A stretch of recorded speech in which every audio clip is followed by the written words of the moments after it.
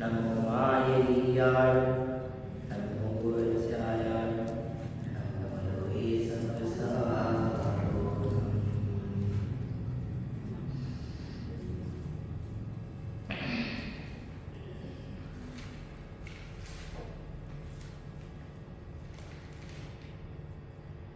मंगलम भगवान प्रियो मंगलम गौतमोदय मंगलम कुंद कुंदातु जैन धर्मोस्तमंगलम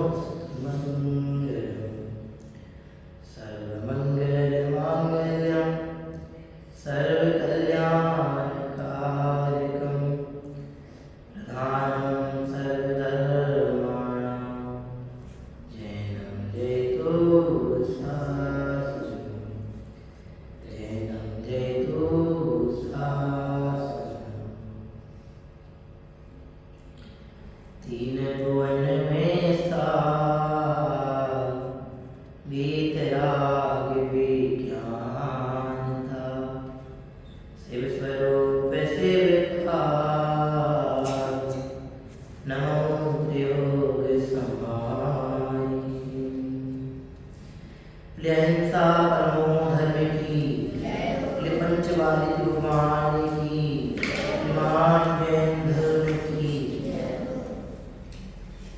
अभी हमने चढ़ाला जी के आधार से दूसरी ढाल के छंद क्रमांक 5 के आधार से अजीब तत्व और आश्रव तत्व के संबंध में भूल पड़ी थी कि अज्ञान के कारण कि मिथ्या दृष्टि जीव किस तरह की एक एक तत्व के संबंध में भूल करता है और उन भूलों के कारण से इसका श्रद्धान कैसा होता है और उस श्रद्धान की विपरीतता के कारण इसको क्या परिणाम प्राप्त होते हैं।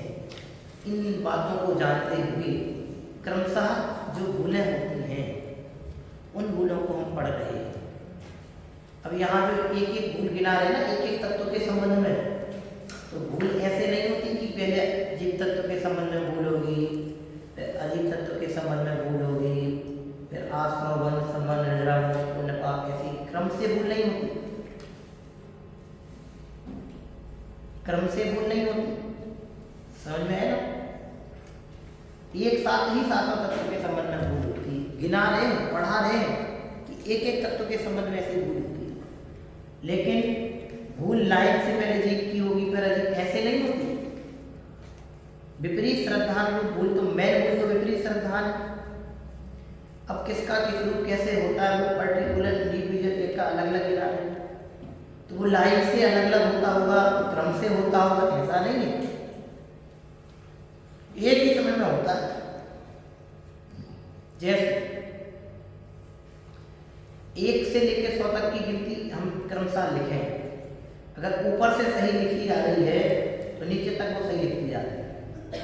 जहां से भी एक अंक का गड़बड़ होगा वहीं से वो पूरी गिनती कैसे हो जाती है, गलत हो जाती है। जैसे 100 बच्चों की एक लाइन ऐसी लगी है बराबर, यदि पहली लाइन पहला ही बच्चा गड़बड़ खड़ा हो व्यवस्थित क्रम मैंने जहाँ से लाइन स्टार्ट करनी है वहाँ नहीं खड़ा हो, वो थोड़ा आगे पीछे तिरछा आड़ा टेढ़ा कहीं खड़ा हो इधर उधर, वहाँ उसके पीछे पर जितने खड़े होंगे वे सब कैसे होते जाएंगे, विपरीत खड़े होते हैं, लाइन खराब हो जाएगी। ऐसे यहाँ है, यदि एक तत्व के संबंध में विपरीत श्रद्धान है तो वो सबके संबंध में विपरीत श्रद्धान खड़ा कर देता है। श्रद्धान की विपरीतता तो एक ही है, उसको 7 प्रकार से गिनाया है, उसको 7 प्रकार से गिनाया है, क्योंकि 7 तत्व होते हैं ना 9 पदार्थ होते हैं, इसलिए उनको उस रूप में गिनाया है। तो यहाँ ऐसा विशेष समझना कि ये भूलें 7 नहीं है, ऐसी भूलें तो बहुत प्रकार की, लेकिन उन सबको समाहित करके 7 तत्व की भूल के रूप में ये विपरीत श्रद्धान को गिनाया है। इसलिए यहाँ ये जो पढ़ते जा रहे हैं भूल, एक एक भूल में अनंत अनंत भूलें समझना गर्भ, ये तो 7 गिनाई है और ये ऐसी वैसी भूल नहीं है, बहुत मजबूत भूलें हैं। इन भूलों के कारण संसार रूपी वटवृक्ष खड़ा होता है, दुख का हिमालय खड़ा होता है। आप सोचो, इस काल में धर्म के बिना कोई सहायक नहीं है। धर्म बिन कोई नहीं साथी रे भाई, धर्म बिन कोई नहीं साथी, कोई भी धर्म के बिना हमारा साथी। कल हमने अजीब तत्व आश्रम तत्व के संबंध में विपरीत सिद्धांत पढ़ा कि शरीर की उत्पत्ति में अपनी उत्पत्ति मानता है, शरीर के नाश में अपना नाश मानता है, शरीर के वियोग में अपना वियोग मानता है, शरीर के नाश होने पर अपना नाश मानता है। अजीब तत्व के संबंध में है सिद्धांत। राग आदि जो है प्रकट में दुख देने वाले, उनको जो राग द्वेष आदि जो विकारी भाव है वो दया दान आदि जो है ऐसे शुभ भाव हो, अशुभ को दुखकारी और शुभ को सुखकारी मानता है। ये आश्रम तत्व के संबंध में विपरीत सिद्धांत है। अब इसके बाद आता है बंध तत्व। कौन सा तत्व आता है? जीव, अजीव, आश्रव, फिर उसके बाद बंध। बंध तत्व की परिभाषा उदाहरण के रूप में हम कैसे पढ़ते हैं? नाव में एक छेद है, उस छेद में से पानी आता है, वो कहलाता है संबल, और उस नाव है आश्रव। आश्रव तो ठीक है। फिर इसके बाद उस नाव में से के छेद में से जो पानी आ रहा था, नाव को क्या कर दिया? छेद को क्या कर दिया? बंद। पानी आना क्या हो गया? है पानी आना क्या हो गया? रुक गया। तो उसको क्या बोलते हैं? संबल। है अरे पानी आना रुकना, संबल। अब जो पानी आगे वहां इकट्ठा हो गया वो क्या कहलाता है? पानी आके इकट्ठा हो रहा था वो क्या कहलाता? बंध। अब आश्रव की बात क्या आता है? बंध। तो बंध की परिभाषा क्या पढ़ते हैं अपन सामान्य रूप में?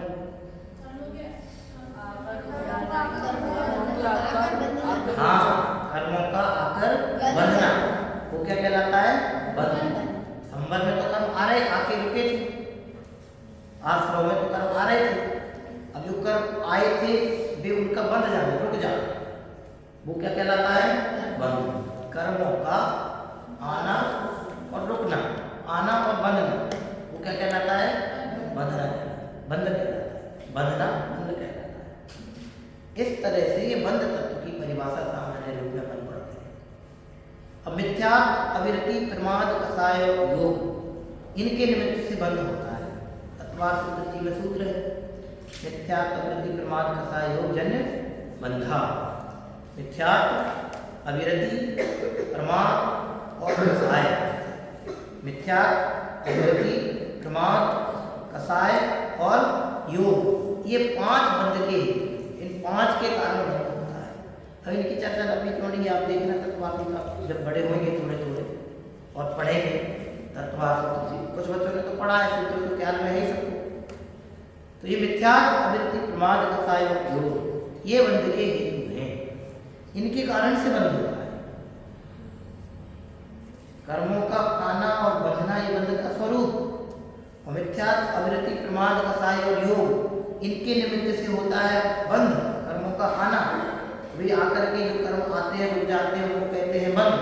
तो वे कर्म के कारण से अपने आप को सुखी दुखी मानता है। कर्म सुखी दुखी नहीं करते हैं, कर्म सुखी दुखी नहीं करते हैं। लेकिन आप देखो बंध तत्व के संबंध में क्या बोला जाता है, वो अपने यहाँ पे अभी पढ़ेंगे। मैं पढ़ता हूँ, आप लोग सुनिएगा, फिर उसके बाद बोलिएगा। शुभ अशुभ बंध के फल मजाल, रति रति करें निज पद विसार।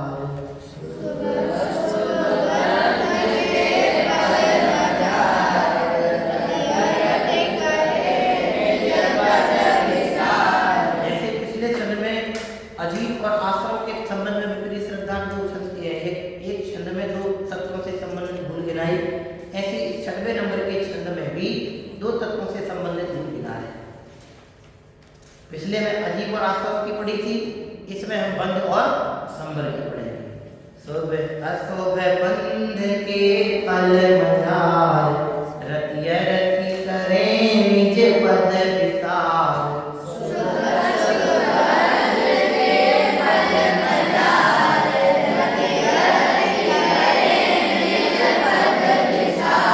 ये पहली पंक्ति में बंध तत्व से संबंधित भूल गिनाई। कौन से तत्व से संबंधित भूल गिनाई? बंध तत्व कौन से नंबर का है? चौथे नंबर का। क्या है बंध? बंध क्या है? तत्व। चौथे नंबर का तत्व। 7 तत्वों में से चौथे नंबर का तत्व कौन सा है? तो ये इस छठवें छंद की प्रथम पंक्ति में बंध तत्व से संबंधित भूल गिनाई। अभी क्या भूल है ऊपर पढ़ेंगे। अब अगली जो पंक्ति है उसमें संवर तत्व के संबंध में पूरी श्रद्धांत भूल गिनाई है। क्या है? आत्महित हेतु विराग ज्ञान, ते लखे आपको कष्ट दान।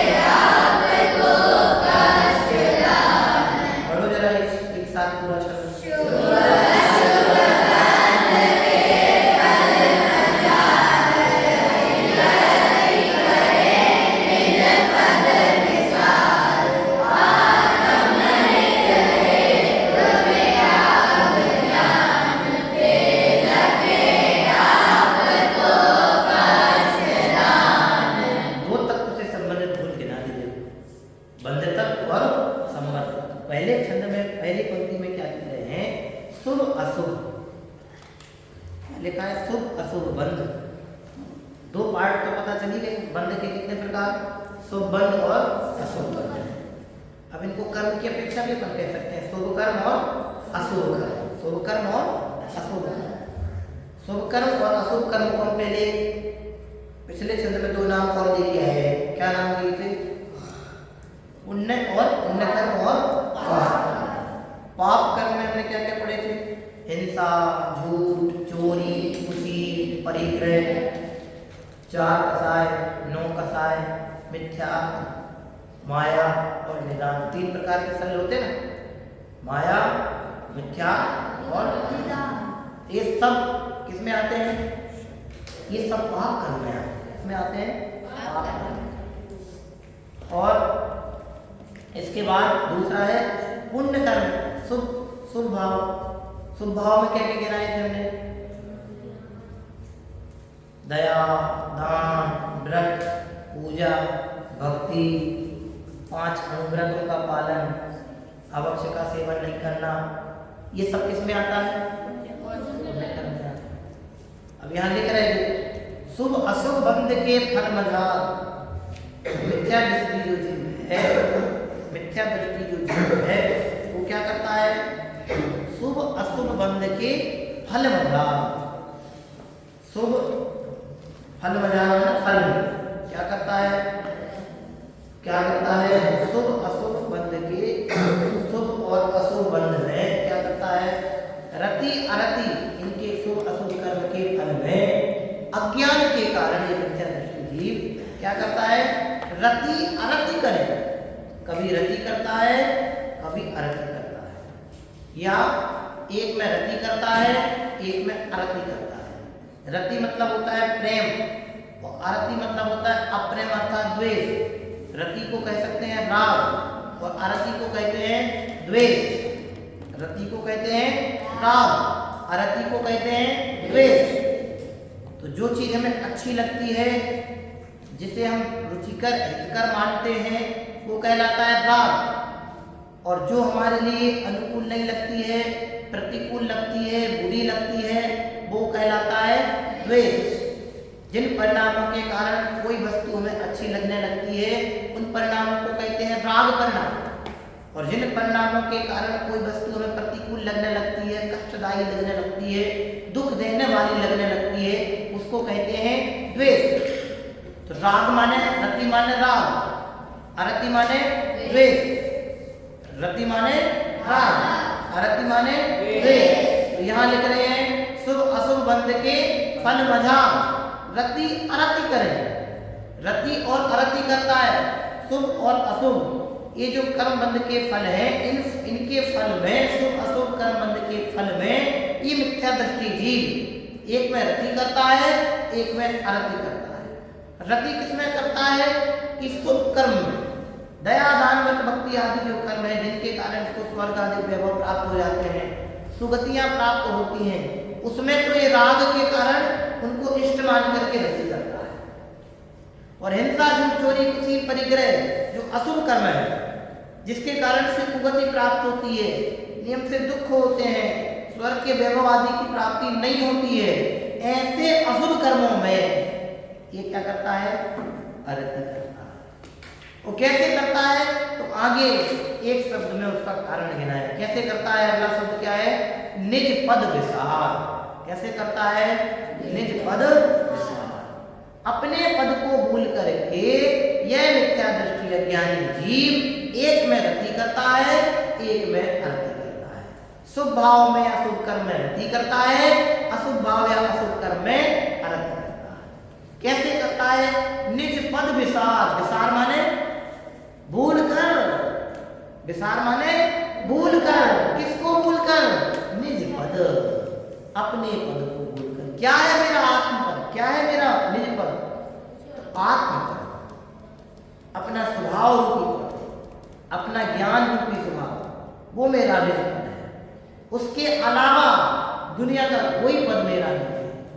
जो निज पद है वो अबंध रूप है और जो पर पद है वो बंध रूप है। निज पद को बंध का कारण मानता है, बंध तत्व के संबंध में भूल है, बंध तत्व की भूल पड़ रहे हैं ना, लिखा निज पद विसार, तो अपने पद को भूलकर अन्य में अपनत्व स्थापित करता है, वो बंध तत्व के संबंध में भूल है। शुभ और अशुभ ये दोनों बंध के कारण है, दोनों से ही बंध होता है, लेकिन अपने आप को भूलकर मिथ्या दृष्टि जीव एक को शुभ अच्छा मानता है, शुभ को अच्छा मानता है और अशुभ को बुरा मानता है। एक को, एक कर्म को अच्छा मानना, एक को बुरा मानना, शुभ को अच्छा मानना और अशुभ को बुरा मानना, ये बंध तत्व के संबंध में विपरीत सिद्धांत है। इसके लिए एक उदाहरण आता है, आप सोने की बेड़ी से बंधना चाहते हैं कि लोहे की बेड़ी से बंधना चाहते हैं, तो जो ज्ञानी सम्यक दृष्टि जीव हैं वे तो कहते हैं भैया बंधन भाव दोनों में, हमें चाहे लोहे से बांधो चाहे सोने से बांधो, रहेंगे तो बंधे ही। ऐसे जो विवेकवान ज्ञानी जीव है वो कहते हैं। ऐसा कौन कहता है, जो विवेकवान है ज्ञानी जीव हैं, वे तो बंधन को बंधन ही समझते हैं, चाहे सोने की बेड़ियों से बांध दो या लोहे की बेड़ी से बांध दो। बेड़ी समझते हो ना, बेड़ी, बेड़ी माने सांकल, चैन आती ना बांधने वाली, हथकड़ी समझ लो, हथकड़ी तो समझ जाओगे। कौन सी हथकड़ी से बंधना पसंद करते हो, लोहे की से या सोने की से? जो ज्ञानी और विवेकी जन होते हैं वे तो किसी से बंधना पसंद नहीं करते। क्यों? क्योंकि वे जानते हैं लोहे से बंधाओ या सोने से बंधाओ, दोनों में ही कैसा है, बंधा हुआ है। और जहां बंधा है, जहां बंधन है वहां कष्ट है। जो अज्ञानी जीव है, अरे बांध ही रहे हो तो सोने की से बांधो, बांध ही रहे हो तो किससे बांधो, सोने की से बांधो, लोहे की से मत बांधो। अरे मूर्ख अज्ञानी, लोहे की से बंधो या सोने की से बंधो, रहोगी तो कैसे ही, बंधे ही रहो। बंधन में सुख होता तो फिर सभी बनते ना, फिर बंधन से छूटने का उपाय क्यों किया जाता? बंधन से छूटने का उपाय हमसे पूर्वजों ने किया है, हमारे अनंत तीर्थंकर ज्ञानी भगवंतों ने किया है। इसका मतलब बंधन में सुख नहीं है। आज भी सैकड़ों ज्ञानी, व्रती, त्यागी, संयमी कितने धर्म के मार्ग में लग करके बंधन से छूटने का उपाय अपनी भूमिका क्षमता के अनुसार। इसका मतलब क्या है, बंधन में सुख नहीं है। शुभ हो या अशुभ हो है तो बंधन ही। ज्ञानी दोनों को समतुल्य समझते हैं, अज्ञानी दोनों में भेद करते हैं। अज्ञानी कैसा भेद करते हैं, अज्ञानी एक को अच्छा कहते हैं और एक को बुरा कहते हैं। ध्यान रखो, इसमें कारण लिखना है। निज पद विसार, जो अपने आत्म पद को भूलता है, अपने स्वभाव को भूलता है, जो स्वभाव से च्युत है वे ही कैसे दुखी है। जिन्हें अपने स्वभाव का ज्ञान है, अपनी सामर्थ्य का ज्ञान है, अपनी शक्ति की पहचान है, वे भयभीत नहीं और वे दुखी नहीं होते। भयभीत कभी दुखी सुखी नहीं होते और सुखी कभी भयभीत नहीं होते। ज्ञानी कभी भयभीत नहीं होते और अज्ञानी भय के बिना नहीं होते। निज पद विसार, जिसे अपने सामर्थ्य का पता हो वो किससे डरे। जैसे चक्रवर्ती होते तो चक्रवर्ती 6 खंड की विजय के लिए निकलते हैं, चक्र रत्न आगे आगे चलता है, तो हजारों राजा अपना सब कुछ उनके लिए आत्मसमर्पण करते जाते हैं कि हम आपके अधीन हैं। तो वे पूरी 6 खंड के राजाओं को जीत लेते हैं, विजय प्राप्त कर लेते हैं चक्रवर्ती। तो वे सारे राजा क्यों जुड़ जाते हैं उनके पास, वे जानते हैं इनसे तो युद्ध करना अपने बस की बात नहीं, इनसे लड़ना अपने सामर्थ्य के बाहर है। लेकिन वो चक्रवर्ती जानता है, क्या जानता है, मेरे पास ताकत है, मेरे पास चक्र रत्न है, कोई मुझे परास्त नहीं कर सकता। भरत बाहुबली का छोड़ दो, वो एक उंडाप सर्पणी काल का दोष समझ लो। उंडाप सर्पणी काल समझते हो क्या होता है। उंडाप सर्पणी काल माने जब असंख्यात कल्पकाल बीत जाते हैं, उत्सर्पणी पर अवसर्पणी 20 कोड़ा कोड़ी का होता है ना, उस समय लाके उसका लंबा चौड़ा गणित दिया है। तो जब असंख्यात ऐसे काल बीत जाते हैं तो फिर एक अवसर्पणी आता है, और उस अवसर्पणी काल में क्या होता है, उंडावसर्पणी में क्या होता है कि कुछ अलौकिक आश्चर्यकारी घटनाएं घटती हैं, कुछ अलौकिक आश्चर्यकारी घटनाएं घटती हैं। जैसे पंचम काल में मोक्ष नहीं होता, लेकिन अभी उंडावसर्पणी काल चल रहा है, तो पंचम काल में मोक्ष हुआ। 3 अनुबद्ध केवली हुए, भगवान महावीर के बाद 3 अनुबद्ध केवली हुए। कौन कौन से केवली हुए, गौतम स्वामी, जमन स्वामी और अंत में कौन से हुए थे। इस तरह से ये 3 अनुबद्ध केवली पंचम काल में मोक्ष हुआ क्या नहीं। ये भी समझ रहे हो, चक्रवर्ती भरत दोनों भाई भाई, युद्ध नहीं होते युद्ध हुआ। तो ऐसे बहुत सारे कारण है कि उंडावसर्पणी काल के कारण ऐसी घटनाएं घटी जो इस काल में घटनाएं नहीं होती। समझ में आया।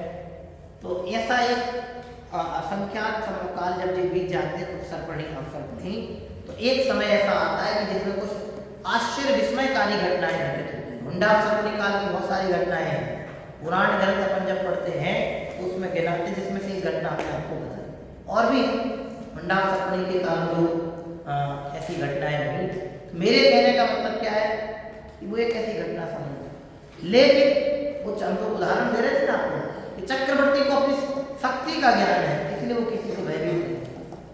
ऐसे जो ज्ञानी है वे अपने आप को नहीं भूलते, इसलिए उन्हें शुभ और अशुभ कर्म से भय नहीं लगता। शुभ और अशुभ कर्म से भय नहीं लगता। कर्म विचारे कौन भूल मेरी अधिकाई, और अग्नि सहे घनघात लोहे की संगति पाई। ज्ञानी कभी भयभीत नहीं होते और अज्ञानी कभी भय से मुक्त नहीं होते। क्या कहा आपने, में ज्ञानी कभी भयभीत नहीं होते और अज्ञानी कभी भय मुक्त नहीं होते। समझ में आया। यहाँ लिख रहे थे, क्या लिखा है, अशुभ बंध के फल मझार रति अरति करे निज पद विसार। अपने निज पद को भूल करके जो शुभ में रति करता है और अशुभ में अरति करता है, ये बंध तत्व के संबंध में भूल है। समझ में है ना। और क्या आगे लिखा है, रागादि प्रकट ये दुख दे इन्हीं को सेवत गिनत से। अब इसमें ये संभर तत्व के संबंध में भी श्रद्धा है, इसकी चर्चा भी हम आपके समक्ष करेंगे। आप लोग इसको पढ़ के आए और इसमें अंध और संवर्त तत्व की जो भूल गिनाई है, हम भी इनको कैसे करते हैं, इसकी संवर्त तत्व की भूल पढ़ते हुए कल और हम इस पर चर्चा करेंगे। अभी हम यहीं विराम देते हैं। एक साथ सभी इस छंद को पढ़े जरा।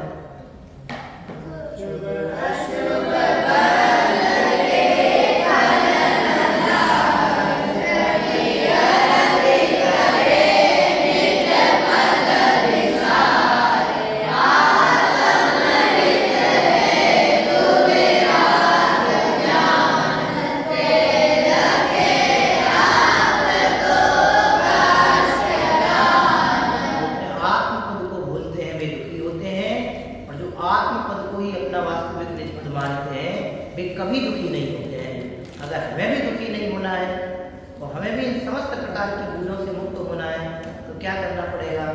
आत्मपद की पहचान करनी पड़ेगी, निज पद की पहचान करनी पड़ेगी।